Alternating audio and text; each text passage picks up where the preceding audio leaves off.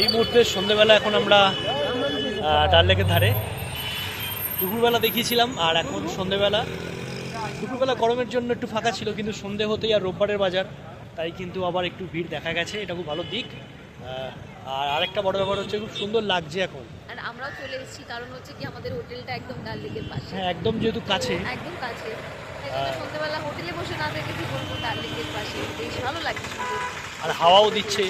আর পেছনে আমি দেখাচ্ছি, দেখো হাউস বোটগুলো দেখা যাচ্ছে। তো এটা একটা ভালো দিক।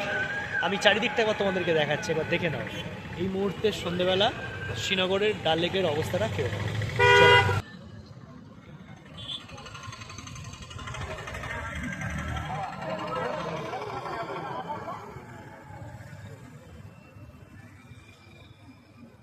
দূরে কিন্তু সমস্তগুলো কিন্তু হাউস বোট।